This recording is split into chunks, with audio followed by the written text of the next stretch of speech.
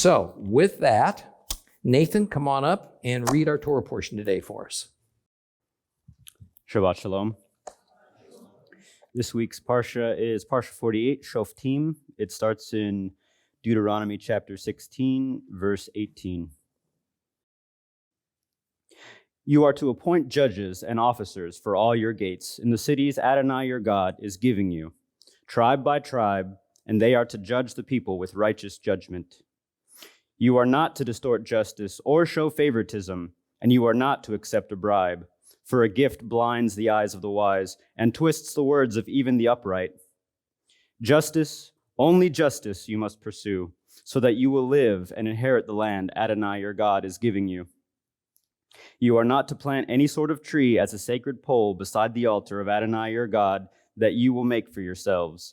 Likewise, do not set up a standing stone. Adonai your God hates such things. You are not to sacrifice to Adonai your God a cow or a sheep that has a defect or anything wrong with it. That would be an abomination to Adonai your God. If there is found among you within any of your gates, in any city that Adonai your God gives you, a man or woman who does what Adonai your God sees as wicked, transgressing his covenant by going and serving other gods and worshiping them, the sun, the moon, or anything in the sky, something I have forbidden, and it is told to you, or you hear about it, then you are to investigate the matter diligently. If it is true, if it is confirmed that such detestable things are being done in Israel, then you are to bring the man or woman who has done this wicked thing to your city gates, and stone that man or woman to death. The death sentence is to be carried out only if there was testimony from 2 or 3 witnesses. He may not be sentenced to death on the testimony of only one witness. The witnesses are to be the first to stone him to death. Afterwards, all the people are to stone him. Thus you will put an end to this wickedness among you. If a case comes before you at your city gate which is too difficult for you to judge concerning bloodshed, civil suit, personal injury, or any other controversial issue, you are to get up, go to the place which Adonai your God will choose, and appear before the Kohanim, who are Levaim, and the judge in the office at the time. Seek their opinion, and they will render a verdict for you. You will then act accordingly to what they have told you there in that place which Adonai will choose.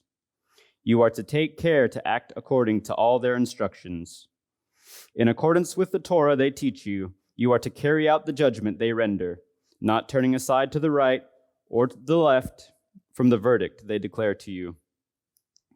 Anyone presumptuous enough not to pay attention to the Kohen appointed there to serve Adonai your God, or to the judge, that person must die. Thus you will exterminate such wickedness from Israel. All the people will hear about it and be afraid to continue acting presumptuously. When you have entered the land Adonai your God is giving you, have taken possession of it, and are living there, you may say, I want to have a king over me, like all the other nations around me. In that event, you must appoint as king the one whom Adonai your God will choose. He must be one of your kinsmen, this king you appoint over you. You are forbidden to appoint a foreigner over you who is not your kinsman. However, he is not to acquire many horses for himself or have the people return to Egypt to obtain more horses, inasmuch as Adonai told you never to go back that way again.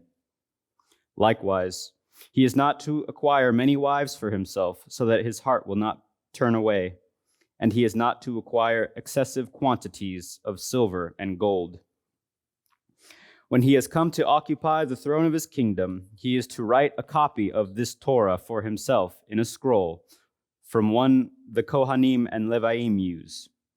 It is to remain with him, and he is to read it every day, as long as he lives, so that he will learn to fear Adonai his God and keep all the words of this Torah and these laws to obey them, so that he will not think that he's better than his kinsmen, and so that he will not turn aside either to the right or to the left from the mitzvah. In this way, he will prolong his own reign and that of his children in Israel. The Kohanim, who are Levaim, and indeed the whole tribe of Levi, is not to have a share or an inheritance with Israel. Instead, Their support will come from the food offered by fire to Adonai, and from whatever else becomes his. They will have no inheritance with their brothers, because Adonai is their inheritance, as he has said to them. The Kohanim will have the right to receive from the people, from those offering a sacrifice, whether ox or sheep, the shoulder, the jowls, and the stomach. You will also give him the first fruits of your grain, new wine, and olive oil, and the first of the fleece of your sheep. For Adonai your God has chosen him from all your tribes to stand and serve in the name of Adonai, him and his sons forever. If a Levi from one of your towns anywhere in Israel where he is living comes, highly motivated, to the place which Adonai will choose, then he will serve there in the name of Adonai his God, just like his kinsmen, the Leviim who stand and serve in the presence of Adonai. Such a Levi will receive the same share as they do, in addition to what he may receive from selling his inherited ancestral property. When you enter the land Adonai your God is giving you, you are not to learn how to follow the abominable practices of those nations. There must not be found among you anyone who makes his son or daughter pass through the fire, a diviner, a soothsayer, an enchanter, a sorcerer, a spellcaster, a consulter of ghosts or spirits, or a necromancer. For whoever does these things is detestable to Adonai, and because of these abominations, Adonai your God is driving them out ahead of you. You must be wholehearted with Adonai your God, for these nations which you are about to dispossess listen to soothsayers and diviners. But you, Adonai your God, does not allow you to do this. Adonai will raise up for you a prophet like me from among yourselves, from your own kinsmen. You are to pay attention to him, just as when you were assembled at Horeb and requested Adonai your God, "Don't let me hear the voice of Adonai my God anymore, or let me see this great fire ever again. If I do, I will die." On that occasion, Adonai said to me, "They are right in what they are saying. I will raise up for them a prophet like you from among their kinsmen. I will put my words in his mouth, and he will tell them everything I order him. Whoever doesn't listen to my words, which he will speak in my name, will have to account for himself to me. But if a prophet presumptuously speaks a word in my name, which I didn't order him to say, or if he speaks in the name of other gods, then that prophet must die." You may be wondering, how are we to know if a word has not been spoken by Adonai? When a prophet speaks in the name of Adonai, and the prediction does not come true, that is, the word is not fulfilled, then Adonai did not speak that word. The prophet who said it spoke presumptuously. You have nothing to fear from him. When Adonai your God cuts off the nations whose land Adonai your God is giving you, and you take their place and settle in their cities and houses, you are to set aside 3 cities for yourselves in the land that Adonai your God is giving you to possess. Divide the territory of your land, which Adonai your God is having you inherit, into 3 parts, and prepare the roads so that any killer can flee to these cities. The killer who will live if he flees there is someone who has killed his fellow member of the community by mistake, who did not hate him in the past. An example would be if a man goes into the forest with his neighbor to cut wood and takes a stroke with the axe to fell a tree, but the head of the axe flies off the handle, hits his neighbor, and kills him. Then he is to flee to one of these cities and live there. Otherwise, the next of kin avenger, in the heat of his anger, may pursue the killer, overtake him because the distance to the city of refuge is long, and strike him dead, even though he didn't deserve to die, inasmuch as he hadn't hated him in the past. This is why I'm ordering you to set aside for yourselves 3 cities. If Adonai your God expands your territory as he swore to your ancestors that he would, and gives you all the land he promised to give your ancestors, provided you keep and observe all these mitzvot I am giving you today, loving Adonai your God and always following his ways, then you are to add 3 more cities for yourselves beside these 3, so that innocent blood will not be shed in the land Adonai your God is giving you as an inheritance, and thus blood guilt be on you. However, if someone hates his fellow member of the community, lies in wait for him, attacks him, strikes him a death blow, and then flees into one of these cities, then the leaders of his own town are to send and bring him back from there and hand him over to the next of kin avenger to be put to death. You are not to pity him. Rather, you must put an end to the shedding of innocent blood in Israel. Then things will go well with you. You are not to move your neighbor's boundary marker from the place where people put it long ago, in the inheritance soon to be yours in the land Adonai your God is giving you to possess. One witness alone will not be sufficient to convict a person of any offense or sin of any kind. The matter will be established only if there are 2 or 3 witnesses testifying against him. If a malicious witness comes forward and gives false testimony against someone, then both the men involved in the controversy are to stand before Adonai, before the Kohanim and the judges in office at the time. The judges are to investigate carefully. If they find that the witness is lying and has given false testimony against his brother, you are to do to him what he intended to do to his brother. In this way, you will put an end to such wickedness among you. Those who remain will hear about it. Be afraid and no longer commit such wickedness among you. Show no pity.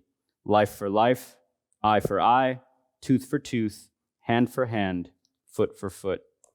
Amen. You know, there's so many amazing topics, teachings we could explore in today's Parashah that it was really very difficult to find just 1 or 2 to focus upon. The one I'd like to begin with is the topic of justice. That'll actually go into the next Parashah as well as we talk about it next week. It would be best, I think, to speak of it as social justice because this falls under the category, all of this falls under the category of loving one's neighbor. Now, first of all, I don't want this topic of biblically defined social justice mixed up with the modern day political definition of social justice. Okay. Torah-based social justice is a verb. Okay. It's what we're to do. Modern Western style social justice is a noun. It's the name of a political movement, a movement that has a certain agenda. It's a political movement, and it really is about one segment of society. Torah-based social justice means righteous justice under a common, settled, divinely given moral code that is colorblind and it's social status blind. One moral justice code is established for all. The political movement of social justice has nothing to do with any kind of established moral code. It's very much color and class and race-oriented, and it pits one societal segment or identity group against another, making one a victim, the other a perpetrator. All one has to do is to observe what's going on all around us today, to see the terrible consequences of redefining social justice into ever-evolving human standards and agendas. Okay, all civil stability becomes lost as justice becomes totally elusive because even justice itself no longer has an established foundation or meaning for society to aim towards. What is right now becomes according to what every person decides is right for him or herself. Devarim, that's Deuteronomy 16:18 through 20 says this: You are to appoint judges and officers for all your gates in the cities Adonai your God is giving you, tribe by tribe, and they are to judge the people with righteous judgment. You are not to distort justice or show favoritism. You are not to accept a bribe. For a gift blinds the eyes of the wise. It twists the words of even the upright. Justice, only justice you must pursue, so that you will live and inherit the land Adonai your God is giving to you. So the subject of human government and what constitutes justice was going to continue well into chapter 21. And we find there that there are 4 basic types of human authorities that are discussed: kings, priests, judges, and prophets. Now, what we're going to find as a general rule is that this is not intended by God that these government authorities were to represent the elite social classes above the normal working person on the socioeconomic scale. Nor is it envisioned that these government officials should lord it over the citizens in an arrogant and an unfair or biased manner. Rather, these rules are meant to set boundaries, limitations on how each of these 4 offices, king, priest, judge, prophet, are to operate, and to demonstrate that they are not above the scrutiny of the general public, and in fact, they are to represent Jehovah's principles on governing and administering justice. Now, it's interesting that this section begins by dealing directly with the matter of social justice by establishing the appointment of offices called judges and officials. Because after only a couple of verses, our attention is turned towards a prohibition against Israel setting up sacred poles and pillars. Undoubtedly, that is because throughout the Middle Eastern cultures of that day, it was the authorized government and authorized religious officials, not usually the general public so much, who were the ones who set the course of the nation's religious practices by putting up most of the sacred poles and pillars that were erected. Therefore, Israel's government and religious officials are not to mimic the general practices of Israel's pagan neighbors, nor are they to turn a blind eye to the proper notion of their brand of social justice, which on the surface seems so ordinary and usual that most Israelites wouldn't even have questioned it.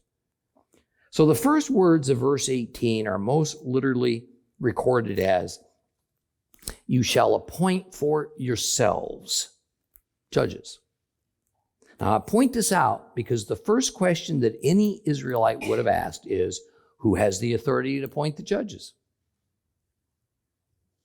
And the answer is that essentially the people do.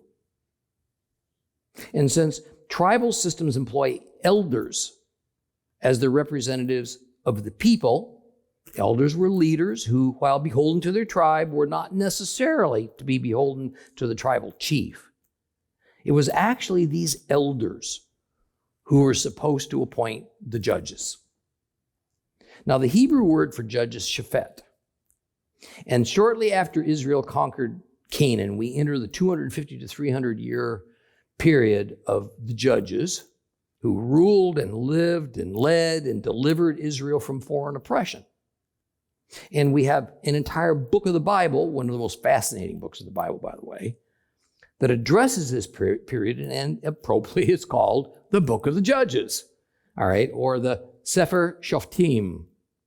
Now, it's here in Deuteronomy where the office of Shofet is actually established. Now, it's not that a system of authority figures who sat in judgment of everyday civil matters was new for Israel. You know, we read in Exodus that at the encouragement of Moses' father-in-law, Yethro, all right, Moses set up a legal system whereby some men of integrity, elders, were chosen to become a kind of lower court to hear the more typical mundane matters of the people. And if the matter proved too difficult or serious in nature, only then would Moses and the high priest Aaron become involved. Now, the difference is that under the system they were using out in the wilderness, legal matters were not handled tribe by tribe. That is, if a person belonged to the tribe of Judah, it was not just members of the tribe of Judah, to which he answered. Okay. Rather, it was via a centralized system that Moses set up, that a council of elders consisting of men from various tribes who sat in judgment did all that. Okay. That is, it was God's will that all Israel would operate under the same justice system, and that justice would be administered without partiality. Now, Moses died. Joshua led Israel into the promised land, but almost immediately following Joshua, the central government weakened and essentially dissolved. So these ordinances in Deuteronomy about how the Israelite government would operate really only took effect after the land of Canaan had been secured, when the military-style administration and structure was no longer needed, and then after each of the 12 tribes had established a foothold in the district of the land that was allotted to each of them. Now, because this envisioned the time when each tribe would be more autonomous, then it was natural that each tribe would have its own set of judges and officials. The key is that while Israel would soon become a more decentralized system of government in Canaan, the Lord still fully expected that each tribe operate under the same common set of principles, the law of Moses, the Torah. Now, Torah principle number 1 is stated at the end of verse 18. These judges and these officials are to govern with righteous judgment. In Hebrew, mishpat tzadek. Verse 19 explains the fundamentals of righteous judgment in God's eyes. First, judgment must be fair. We're going to talk a lot about fairness next week. Second, there must be no favoritism. Third, there shall not be the taking of bribes from one party or the other in a dispute, because that is liable to tilt, almost certainly will tilt, the outcome unjustly in the favor of the one who gave the gift. Now, I will say I have a bit of a bone to pick with the translation used in verse 20 by the Complete Jewish Bible and all but a small handful of other Bible translations, because if you'll notice it, verse 20 typically says in English, justice and only justice you must pursue. However, in Hebrew, the words actually used are tzaddik and only tzaddik you must pursue. Tzaddik means righteousness, does not mean justice. So the admonition to these judges that are being picked more accurately reads, righteousness, only righteousness you must pursue. The significance is that righteousness is the basis for God's justice system. And therefore, righteousness is the goal for which the judging of every case should aim. And since righteousness can only come from God, then so is it that the laws and regulations that define true justice can only come from God. The statement of verse 20, therefore, is not some fuzzy or emotionally charged order to the magistrates, to these judges, to judge fairly. It's a commandment to institute the Lord's system of righteousness, and not some man-made judicial philosophy that will vary according to circumstances and to who is currently in charge. And it is that system of mishpat tzadek, righteous justice, that the law establishes, and the law must be scrupulously followed at all times within Israel when deciding legal matters. Now, in addition to administering God's justice system faithfully as a logical and as a proper response for the leaders of God's people, there is a blessing that comes from doing so. It is that Israel will thrive and occupy the land God's giving to them. This is not the first, it's not the last time that we're going to see Moses tell the people that following Jehovah's commandments and ordinances has a purpose beyond a simple mechanical obedience. Living under righteous justice, well, that's indispensable if they expect to hang on to the land after they conquer it. And if they expect the land to produce for them in abundance. Here then is a basic principle. The foundation of a justice system is to be morality. Morality. Morality deals only with what is right and wrong, with what is good and evil. It does not deal with preferences. Preferences can be left up to individuals to decide for themselves. But who determines what is good and what is evil? Who decides on a moral standard? Now, I want to very briefly share with you a back and forth conversation I had with several people, men and women, concerning an article in the Wall Street Journal on the topic of abortion. The gist of the article is this: that the vast majority, according to the polls, of American women on the political right or the left feel that abortion on demand ought to be their legal right. Therefore, when a candidate on the political right takes an openly anti-abortion stance, he or she greatly lessens his or her odds of being elected. So, the conclusion of the article is that those same candidates need to modify their view and their platform to appease these certain American women voters who are mostly pro-abortion so they can win their public office. Now, this article allowed readers' comments. And so in a lively debate that occurred, with yours truly smack in the middle of it.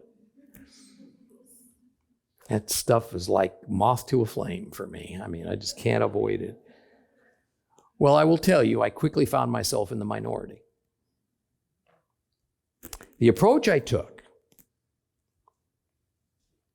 was to ask on what moral basis those who thought it proper to allow women to abort perfectly healthy babies went by. What's your standard? Why is this moral to you, or does that even matter? It was interesting. Unanimously, for those who replied, and this included men, by the way, as well, they said that morality is decided by majority rules within our society. Unanimously. Okay. And when I pointed out that this means that morality, by doing that, becomes this evolving standard, and that each society on earth, therefore, can legitimately have their own moral code based on that principle, they said, yes, that's exactly how it ought to be. So believers, this is what we're up against. This is how it is out there. So what I want to do for the remainder of the Shabbat teaching is to speak on morality as the only proper basis for righteous social justice, as opposed to evolving human concepts of social justice that define morality. I want to take some excerpts from a talk I gave a little over a year ago to some people in British Columbia, Canada.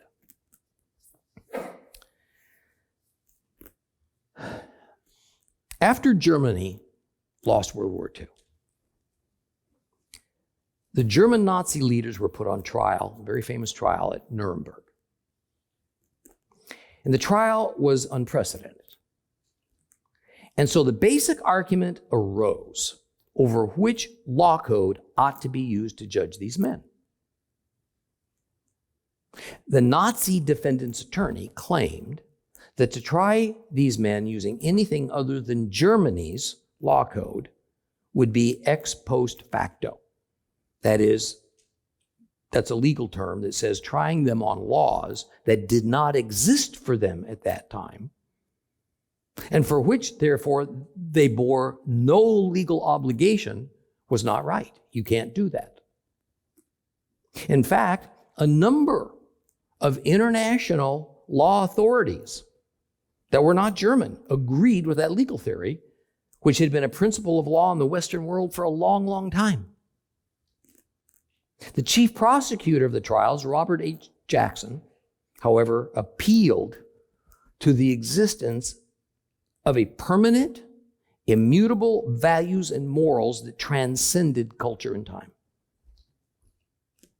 He argued it by saying there had to exist a system of moral laws and human ethics, the basis of which cannot rest within this finite world.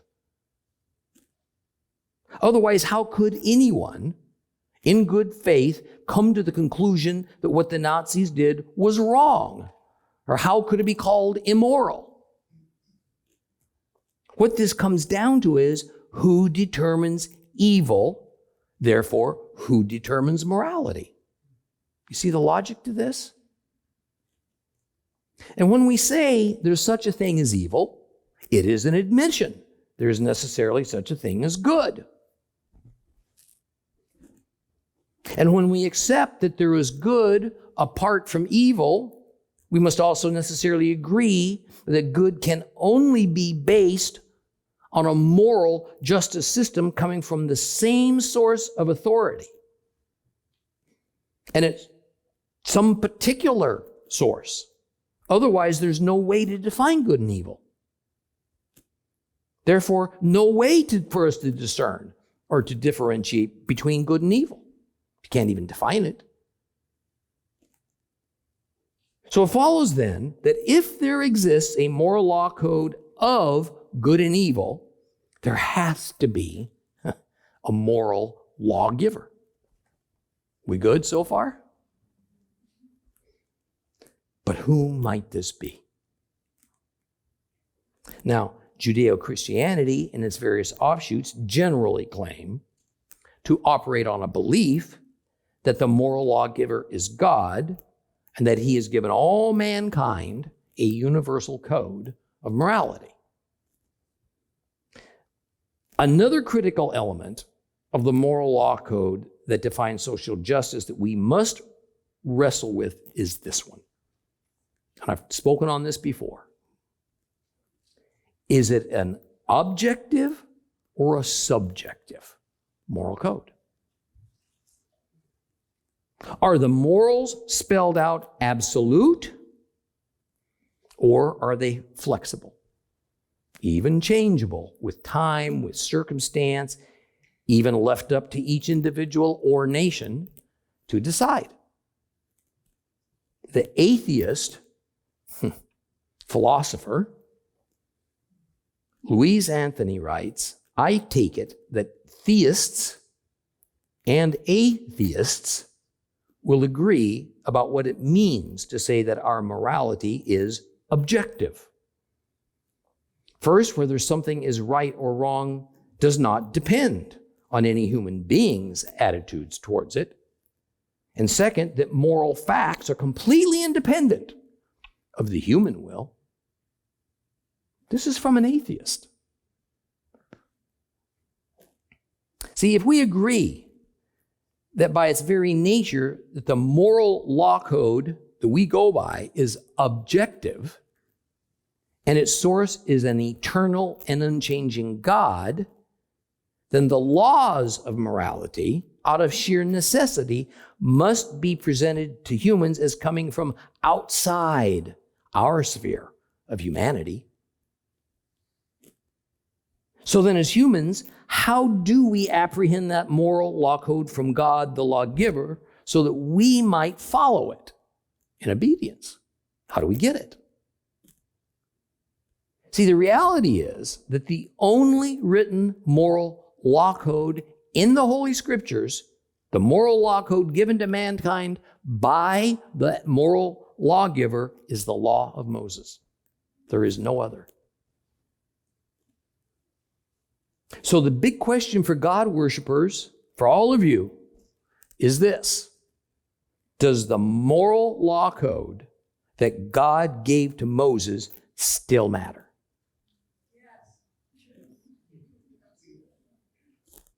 Does it continue to have relevance? Should it be the basis and foundation for administering social justice not only in our nation, but worldwide? Since we have the law of Moses available to us, then the first thing to ascertain is if the law was abolished upon Christ's crucifixion, and an entire new system of moral justice was created in its place. That sound familiar? I can tell you that's pretty much what I grew up under, believing, was told. We can dispense with this matter rather quickly, if we choose to. Christ is the most clear and unequivocal person to answer that matter head on. I know none of you have ever heard this before, but Matthew 5:17 through 19. Do not think I've come to abolish the Torah or the prophets. What? Wait, what? All I heard since I was a kid was, oh yeah, he came to abolish the Torah and the prophets. Right? I've not come to abolish them, but to complete. Indeed, I tell you, until heaven and earth passes away. When? I don't know about you, I still live on earth.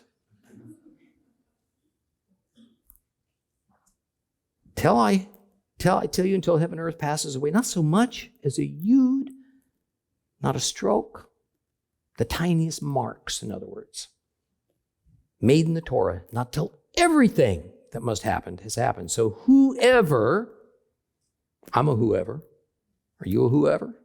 I think you are. Disobeys the least of these commandments and teaches others to do so. Oh man. You will be called the least in the kingdom of heaven. But whoever obeys them, whoever teaches them, will be called great in the kingdom of heaven. Now, the Bible, Old and New Testament, teaches that God's justice system is based on his code of morality. It's not earthbound. And that it is anything but a majority rules concept. A majority of human beings agreeing on what the moral code ought to be, or that this code evolves as societies evolve. Therefore, any practical application of this truth comes down to this: how should we, as Jewish and Gentile followers of Yeshua, go forward in our modern lives, in our modern nation, and still relate to the law of Moses? Now, I want to share with you a revelation that has taken decades to form within me, as I've struggled with this matter of not if the law was to be applied to our lives or to our national social justice, but how? How do we do this? You know, I've received innumerable emails and face-to-face questions from concerned folks who will ask me about one or another of the 613 laws of Moses, ask if we're obligated to do it. Does a man have to wear a beard? Must a woman cover her head? Should we arrest and stone adulterers to death? Can I take my kids to the soccer game on Saturday without violating the Sabbath commands? Can I make any day my choice of my personal Sabbath? I know it sounds kind of ridiculous to us right now, doesn't it? Right? Or should I observe This is even a bigger one. Any Sabbath at all. Should I celebrate the biblical feast? On and on and on and on it goes. So here's the revelation I want to share with you. The law was given to Moses less as a strict mechanical rule book, more as the structure of an all-encompassing paradigm of how to be an obedient worshiper of God Almighty and walk in His ways. To walk in His ways means to obey Him. What's a paradigm, you might ask? It's a model. It's a pattern explaining the underlying spirit of something, while at the same time kind of outlining its shape. See, the American Constitution was the created paradigm for the American system of government and social justice, specifying the boundaries, the shape of our national liberties and laws within which our society must operate. In it, core principles are established, and then the limits of our preferences are created. The limits. And when we bump into many gray areas that are not explicitly covered, or technology and science have presented us with a whole new set of choices that had never existed before, or some political office decides to enact a questionable order or a law, it's the job of the Supreme Court to test it against our Constitution and ensure that we stay within those boundaries and the spirit of that original established paradigm. Even in the extensive system of laws and commands that God gave to Moses, it too left countless gray areas. More issues have come along that time and changing cultures have bred, and also some rather large subjects are actually left more or less unaddressed and untouched. So what were the ancient Hebrews to do about those things? What are we to do about them? I mean, there's no pat answer, because the circumstantial possibilities are vast and they're unpredictable. See, the only solution available to us, the only solution, is to take the time to study the Torah and the law of Moses contained within it. Without this, we will remain rudderless. We will remain unsure what to choose to do. We'll be on a journey without a needle in our compass. Now, after proper time and study, guided by the Holy Spirit, then we're more able to draw a mental picture of the law as more or less the believer's constitution. Even though that's not enough. We still must look to the divine paradigm as set down by the law of Moses and follow it in the spirit it was intended and given. If we do not, then we arrive at all the chaos and all the confusion we find swirling all about us today, including in the church and synagogue, by the way. In a world that just cries out for social justice, but it has no basis for knowing how even to define it. Thus, it is that we have entered into the post-moral era, where every man does and demands to be free to do what's right in our own eyes, meaning few ever will do what is right in God's eyes. Do you know that that's exactly what happened, and you will read about it in the book of Judges? As Moses says so eloquently simple in Deuteronomy 16:30, when it's translated literally, not as we find it in our English Bibles. Righteousness, only righteousness, must you pursue, so that you will live and inherit the land Adonai your God is giving to you. God's moral code is a code for righteousness.